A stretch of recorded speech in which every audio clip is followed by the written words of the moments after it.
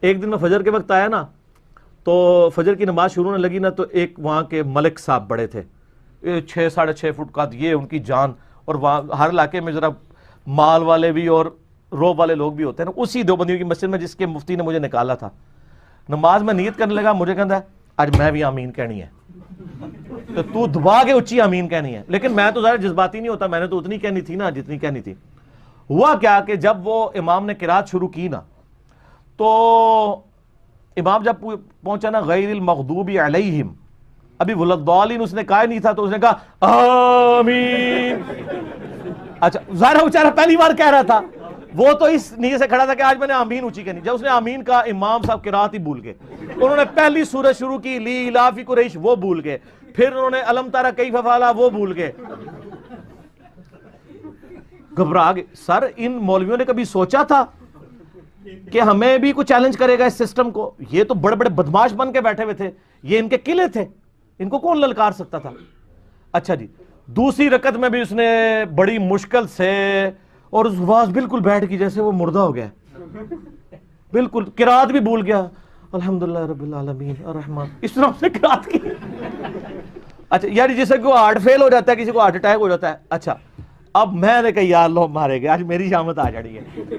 سلام پھیر کے نا جب فارغ ہوئے نا، تو میں نے کہا یہ اس مفتی نے تو آج بہت بڑی تقریر کرنی ہے۔ جیسے ہی اس نے سلام پھیرا نا، وہ بندہ دوسری صاحب میرے ساتھ کھڑا تھا نا، وہ پرنا ایک ساتھ اپنا تولیہ بھی ساتھ لے کے آتا ہے، اس نے تولیہ ایسے ادھر رکھا، سلام پھیرتے ہی نا ایسے کر کے کھڑا ہو گیا، مولوی کی طرف منہ دے کے، بس ایڈی کو جناب علمی کتابی تے مجاہدے ملت ہوندے نے۔ اور وہ کوئی غریب آدمی نہیں تھا، وہ ملک تھا وہاں کا۔ اس نے اشارہ بھی کیا بول، تو نہ پھر وہ حدیث بول سکیا، نہ کوئی گل، چپ ہی کر گیا۔ اس نے ٹاپک ہی نہیں ڈسکس کیا۔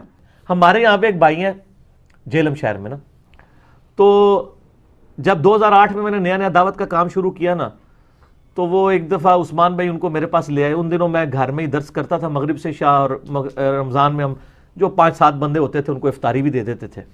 اس وقت یہ فتنہ عالمی نہیں تھا، اچھا ایک لوکلائز تھا۔ تو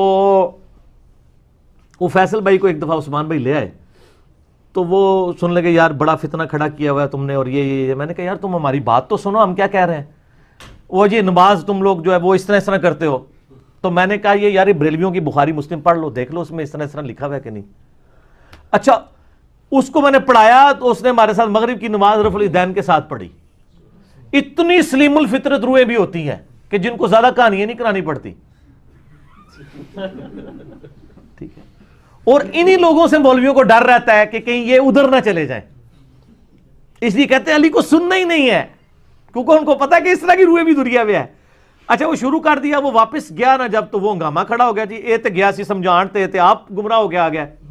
اچھا تو وہ اس کو نا ایک اپنے مولوی کے پاس لے گئے، اس مولوی کے پاس لے گئے، تو اس مطلب صاحب تو والا مولوی سی ہو، ٹھیک ہے، نہ لینے ضرورت نہیں، وہ مولوی کے پاس لے گئے نا، تو مولوی، اب مولوی بھی پتہ نا، میں اس لیے کہتا ہوں کہ بیوقوف دشمن جو ہے نا وہ عقل مند دوست سے بھی زیادہ بہتر ہوتا ہے۔ اس نے سے آگے کہانی کرا دی، اس نے کہا کہ جی اچھا تسی سجدے رفع الیدین کر دیو؟ تو اس نے کہا نہیں سجدے میں تو نہیں کرتے۔ تو اس نے کہا یہ تو سجدوں میں بھی ثابت ہے، تو تسی سجدے بھی کریا کرو۔ اس نے کہا اچھا اگر ثابت ہے تو میں تو باہر کراں گا، منو دسو تسی کہہ رہے ہو ثابت ہے تو تسی کیوں نہیں کرتے؟ اس نے تو کہانی کرائی کہ میں سجدوں کا کہہ کے اس سے باقی بھی چھڑواؤں گا۔ اس نے اس کو اور طرح لے لیا کہ یار یہ تو تم خود کہہ رہے ہو کہ سجدوں میں بھی ثابت ہے، اور میرا سجدوں میں نہ کرنا تمہیں برا لگ رہا ہے جبکہ میں باقی کر رہا ہوں، تم تو ایک بھی نہیں کر رہے سوائے پہلے کے، تو تم کیوں نہیں کرتے؟ وہ سر پکڑ کے بیٹھ گیا۔ سر یہ ہوتی ہے معاملات پھر مس ہینڈل ہو جاتے ہیں، خود ان سے نا وہ جیسے کہتے ہیں نا نشے میں بعض اوقات سچ نکل جاتا ہے، تو بعض اوقات اس طرح ان کو جب اس وقت خمار چڑھا ہوتا ہے نا، ان سے بھی یہ غلط چیزیں مس ہینڈل ہو جاتی ہیں، اور وہ اللہ تعالیٰ کی طرف سے لوگوں کی ہدایت کا سبب بن جاتی ہیں، کیونکہ انشاءاللہ تعالیٰ ہر جگہ یہ دعوت پہنچنی ہے۔ کون سی؟ کہ نہ میں وہابی نہ میں بابی، میں ہوں مسلم علمی کتابی۔ وہ جو لال رومال والے ہیں نا سعودیہ والے، ان کے ایک بڑے بھائی ہیں جن کی اسلام آباد میں مسجد ہے، ٹھیک ہے جی، ان کے بڑے بھائی۔ تو 2008 کی بات ہے جب یہ فتنہ عالمی نہیں تھا، لوگوں کو پتہ ہی نہیں تھا، فتنہ عربی والا، پنجابی والا نہیں۔ تو میں ان سے ملنے کے لیے گیا، ان کو نہیں پتا تھا کہ یہ تو انجینئر صاحب ہیں, کیونکہ ان دنوں ویڈیوز بھی میری اس طریقے سے یوٹیوب پہ آئی نہیں تھی ابھی, زیادہ تو 2009-10 میں آنا شروع ہوئی. تو میں ان کی مسجد میں ملنے چلا گیا, ملاقات ہوئی, گپ شپ ہوئی. جب مغرب کی نماز میں نے پڑھی تو میں نے ان سے کہا جی میں نے ایک آپ سے مسئلہ پوچھنا ہے, میں ابھی نیا ہی اسٹڈی کر رہا ہوں, اس وقت میں نیا حدیث کے ذرا قریب ہوا تھا. تو میں نے کہا مجھے یہ بتائیں کہ یہ نمازیں بغیر خوف, بغیر بارش کے, سفر کے بھی بغیر جمع ہو سکتی؟ کہتا نہیں جی حرام ہے یہ تو. میں نے کہا کیوں؟ وہ کہتا ہے یہ تو رافضیوں کا طریقہ ہے, شیعہ کا طریقہ ہے. تو میں نے ان کو کہا کہ یہ تو صحیح مسلم میں اوپر تلے 10 احادیث ہیں, اور امام نووی نے باب باندھا ہے کہ سفر اور حضر دونوں میں نمازیں جمع ہو سکتی ہیں.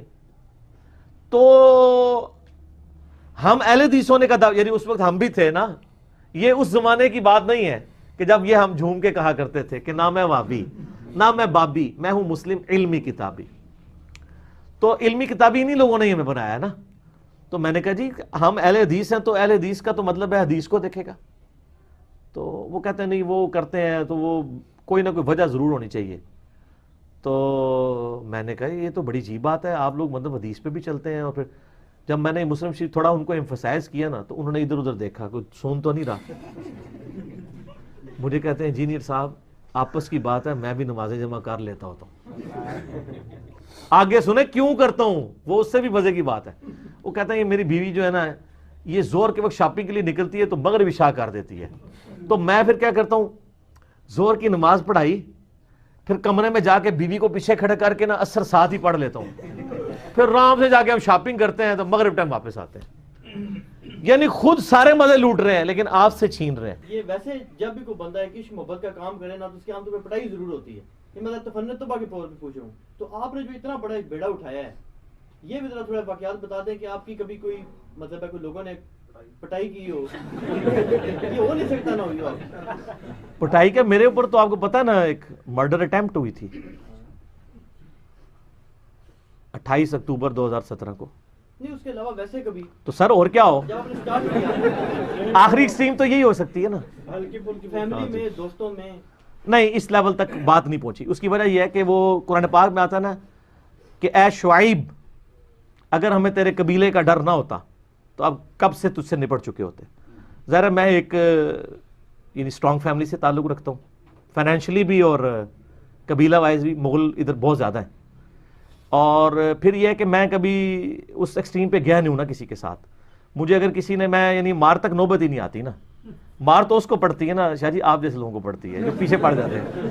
مجھے اگر کوئی کہتا ہے نا, مجھے اگر کسی نے بازو سے پکڑ کے نا نکل مسیتی تو میں نکل جاتا ہوں. لڑائی تو اس وقت ہوتی ہے نا جب آپ آگے سے اکڑے. تو ہم تو پیسے موڈ میں رہتے ہیں.